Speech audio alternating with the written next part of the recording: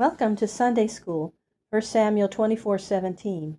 And he said to David, Thou art more righteous than I, for thou hast rewarded me good, whereas I have rewarded thee evil. After this, David and his men hid in many places in the mountains of Judah, often hunted by Saul, but always escaping from him.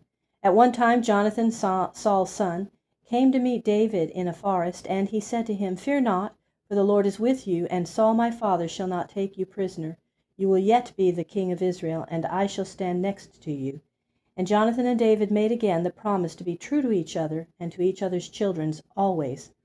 Then they parted, and David never again saw his dear friend Jonathan. At one time David was hiding with a few men in a great cave near the Dead Sea at a place called En-gedi. They were far back in the darkness of the cave when they saw Saul come into the cave alone and lie down to sleep. David's men whispered to him, Now is the time of which the Lord said, I will give your enemy into your hand, and you may do to him whatever you please. Then David went toward Saul very quietly with his sword in his hand.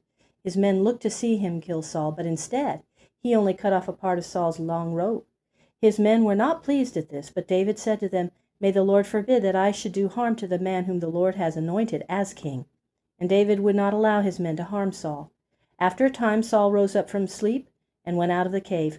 David followed him at a distance and called out to him, My lord, the king.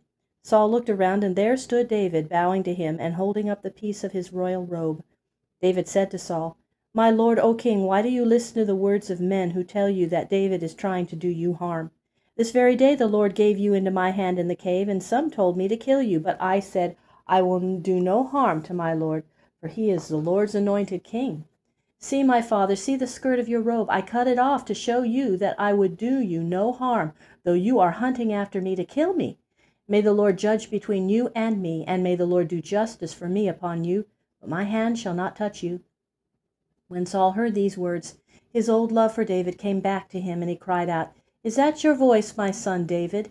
And Saul wept and said, You are a better man than I am, for you have done good to me while I have been doing harm to you. May the Lord reward you for your kindness to me this day. I know that it is God's will that you shall be king, and you will rule over this people.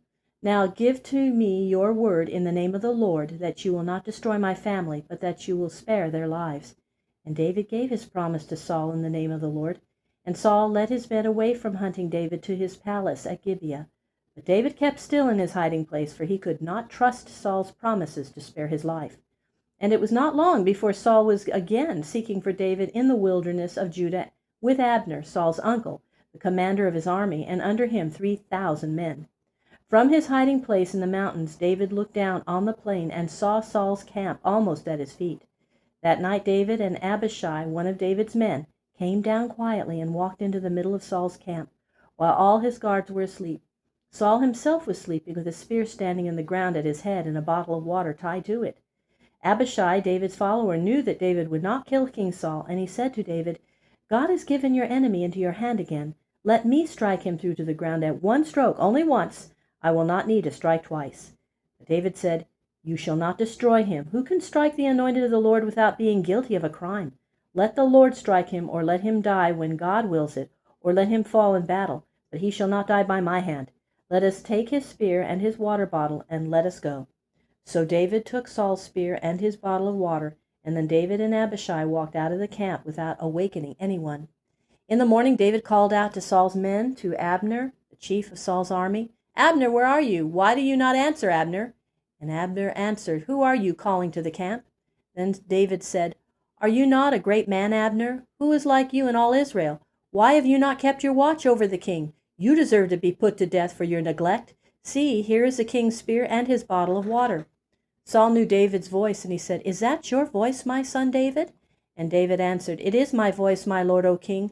Why do you pursue me? What evil have I done? May God deal with the men who have stirred you up against me. I am not worth all the trouble you are taking to hunt for me. The king of Israel is seeking for one who is as small as a flea or a little bird in the mountains. Then Saul said, I have done wrong. Come back, my son David, and I will no longer try to do you harm, for you have spared my life today. David said, Let one of the young men come and take the king's spear. As I have spared your life today, may the Lord spare mine.